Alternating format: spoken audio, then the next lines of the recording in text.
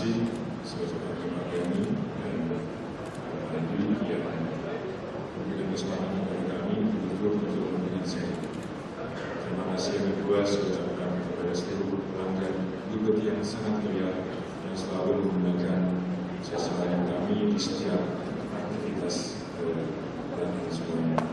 Pada kesempatan kali ini saya akan juga sampaikan kepada saya yang bisa kita jadikan dari bersama-sama. Saya bisa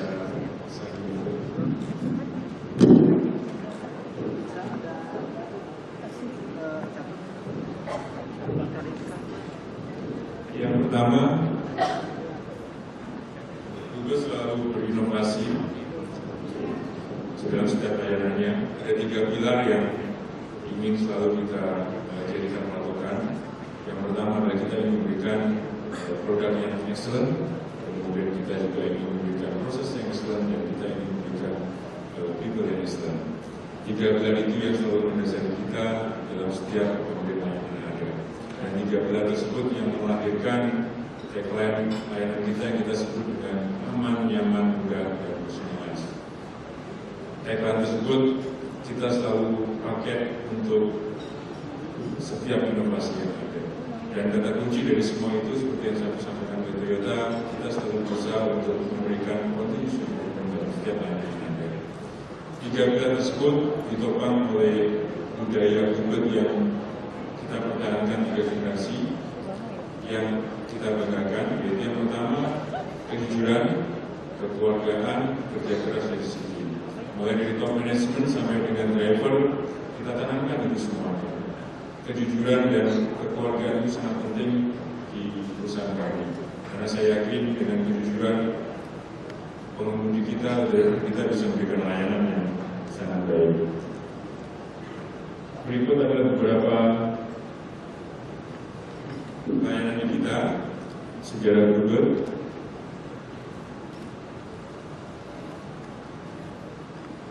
Seperti yang tadi disampaikan bahwa Google berawal dari 2 armada waktu itu, kemudian berkembang menjadi 25 armada dimulai tahun 1972 di satu Info, kemudian sampai sekarang kita sudah menjadi 48.000 di Jakarta. Kita beroperasi di 17 kota dan kita memiliki armada 40.000. Kalau tadi disampaikan oleh Pak Andi bahwa channel sangat penting, kita juga sangat percaya itu. Kita di Jakarta kita buka 48 channel yang ada di Jabodetabek. Tujuan kita ada 2, kita ingin mendekatkan ke customer sama seperti Toyota tadi, karena customer kita mencari customer. Selain itu juga tujuannya adalah kita ingin mendekatkan ke driver kita, sehingga kalau misalkan kita buka channel yang sangat banyak, customer senang, driver kita juga senang. Kemudian kita juga punya sejarah taksi pertama di Indonesia yang mempelopori beroperasinya taksi eksekutif. Pada tahun 1992 ada KTD non-blok yang ada di Jakarta. Pada saat itu Google dipercaya untuk mengoperasikan armada yang dimiliki oleh Sekretaris Negara. Karena pada saat itu kita kedatangan tamu-tamu dari pemimpin negara, Google diberikan kepercayaan untuk melayani tamu-tamu negara tersebut.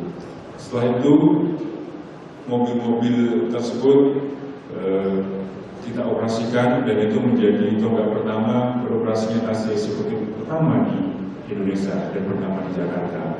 Sampai saat ini, taksi itu masuk beroperasi dan kita selalu berinovasi menggunakan armada yang sangat baik dan terpercaya. Kita sekarang ada Alphard, kita selalu kerjasama dengan Toyota, selalu menggunakan armada Limonya. Ini adalah beberapa armada yang selalu kita gunakan. Kalau regulasi kita selalu berusaha untuk memberikan kenyamanan kepada customer kita dengan memberikan armada yang sangat baik. Saat ini kita menggunakan 2 produk, yaitu Toyota Limo dan Nissan Almera. Untuk Silverwood, kita juga menggunakan armada yang terpercaya, ada Mercy, ada Alphard. Kemudian layanan terbaru dari kita adalah kita memiliki Preferred Premium.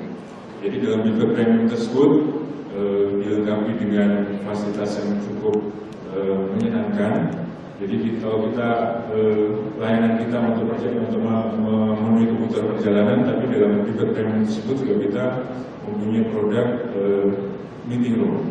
Jadi mungkin kalau teman-teman semuanya, Bapak Ibu semua yang di sini punya customer ingin mengajak jalan-jalan Jakarta yang macet, kita bisa juga digunakan di bus tersebut untuk ruang meeting. Satu hal lagi yang baru di kami adalah kalau kita di penerbangan kita selalu mengenal adanya pramugari dan pramugara. Nah kalau di Big kita punya namanya Chevron.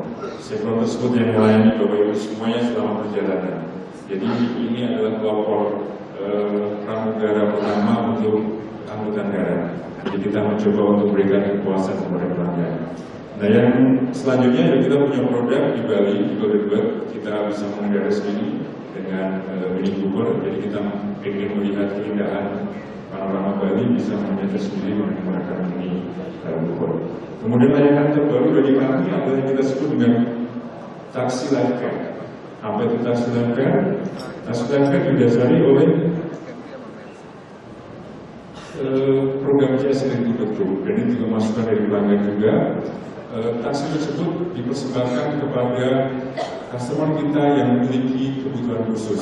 Salah satunya adalah disabilitas. Jadi semua penyandang disabilitas bisa dilayani dengan taksi tersebut. Selain itu juga ibu hamil, manula, orang sakit itu bisa dilayani dengan taksi tersebut.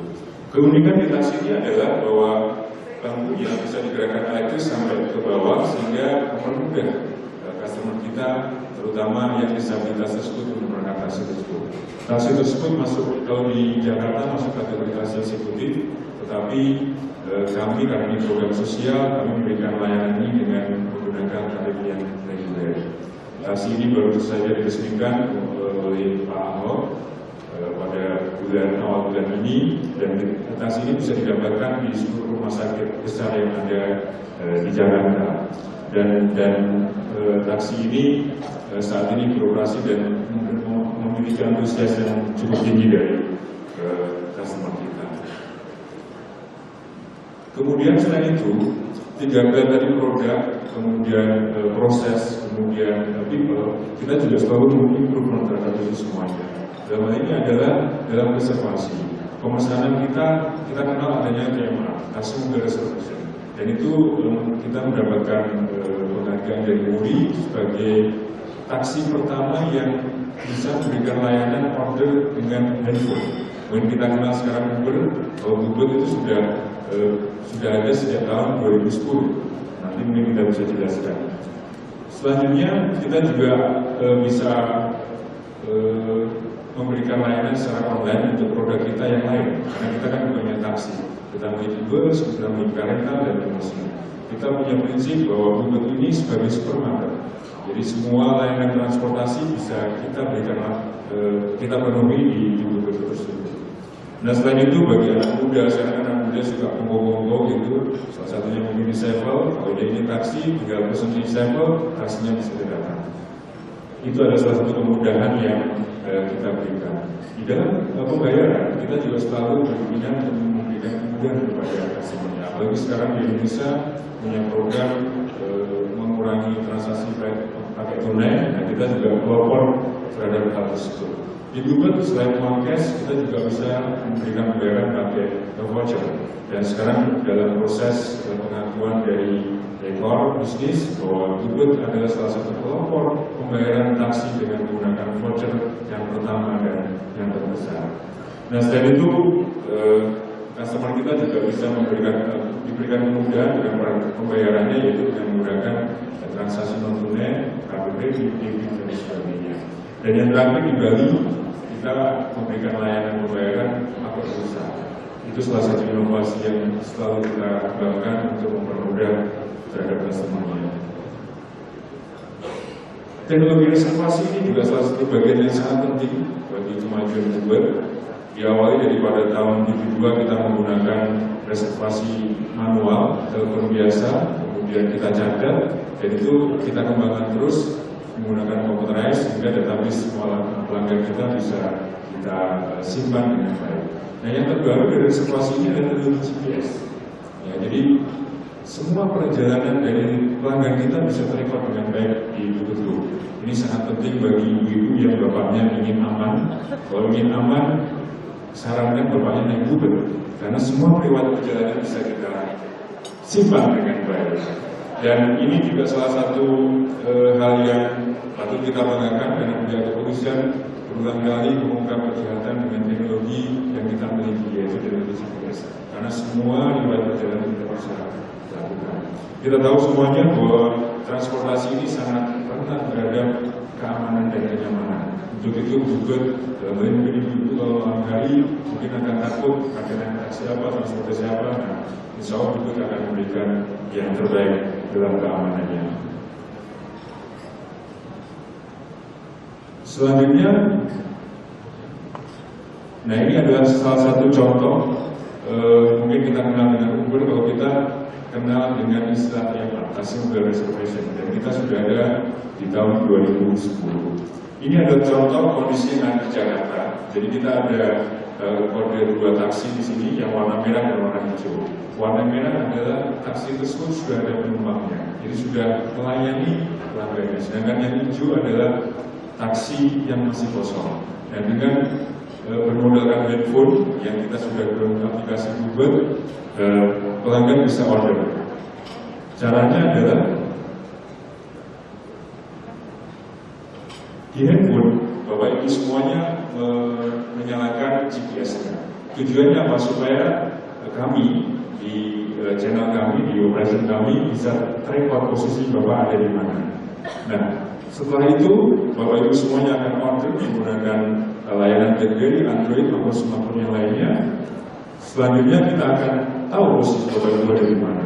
Tidak akan ketahuan. Ini contohnya. Nah, selanjutnya setelah order, operator kita akan mencoba untuk melelang dari tempat yang paling dekat. Pertama 500 meter, 1000 meter, kemudian sampai ke langsung 3 kilo. Tujuannya apa? Supaya menjaga kecepatan terhadap layanan kami. Nah, setelah itu akan kita dispatch. Kemudian yang muncul hanya taksi yang kosong. Kalau taksi yang lain namun kita tidak bisa penuhi. Nah, setelah itu akan dibacakan kepada driver kami di alat yang namanya GPS. Jadi alamat Bapak Ibu semua bisa terbaca dengan baik oleh driver kami. Selanjutnya pada waktu yang bersamaan, kalau handphone Bapak itu tetap nyala, Bapak Ibu semuanya bisa mengetahui posisi taksinya ada di mana, dikirim dari mana, dan berapa lama. Itu semua bisa terekod di handphone Bapak Ibu semuanya. Nah, selanjutnya mobil akan menuju ke Bapak Ibu semuanya, dan selanjutnya akan melayani perjalanan sehingga taksinya berubah menjadi warna merah. Nah, ini kita akan kembangkan terus supaya pelanggan kita dipermudah di dalam setiap layanan yang ada. Jadi kalau Bapak Ibu kenal Uber, diduga sudah ada di tahun 2010. Kemudian yang penting adalah bahwa di Uber, duta layanan kita adalah pengemudi itu sendiri. Driver itu menjadi duta layanan kita. Di internal kami, pengemudi kita anggap sebagai customer internal. Kita memiliki budaya servant leadership, di mana atas selalu melayani bawahan, manajemen atas melayani sampai ke staff, dan staff melayani sampai ke pengemudi. Kenapa demikian? Karena kami yakin kalau pengemudi nyaman di dalam kita, dia akan nyaman juga dalam melayani Bapak Ibu semuanya. Kita punya moto, pada saat pengemudi nyampe ke pool, dia akan senyum, ramah, senang, dan proses yang ada di internal kita cepat, sehingga nanti melayani Bapak Ibu semuanya juga dengan baik. Banyak pelatihan-pelatihan yang kita lakukan di internal kita, khususnya di driver kita, sehingga pengemudi bisa terpercaya melayani Bapak Ibu semuanya. Dan yang terakhir, seperti yang dua bicara terdahulu, kita tidak lepas dari masukan dari customer. Jadi banyak sekali masukan dari customer yang masuk ke kita sebagai dasar untuk improvement, baik itu produknya, baik itu prosesnya maupun dari buatnya. Kita punya CRC namanya, itu melayani 24 jam terus, dan selalu kita mencoba untuk service recovery sehingga komplain yang ada berubah menjadi komplain. Selain bukan itu saja, sebenarnya customer juga ingin supaya direspon cepat setiap masukannya. dan kita punya target paling lama 2 kali 24 jam komplain atau masukan dari customer itu bisa kita selesaikan dengan baik. Dan di internal kita selalu kita proses secara maksimal sehingga itu menjadi pelajaran buat proses di internal kita. Demikian sharing yang bisa kami lakukan. Intinya dari tugas selalu bisa untuk memberikan continuous improvement sehingga bisa memberikan yang terbaik buat pelanggan. Karena kita yakin bahwa pelanggan merupakan bagian yang sangat penting buat kemajuan organisasi kita. Selamat malam, assalamualaikum warahmatullahi wabarakatuh.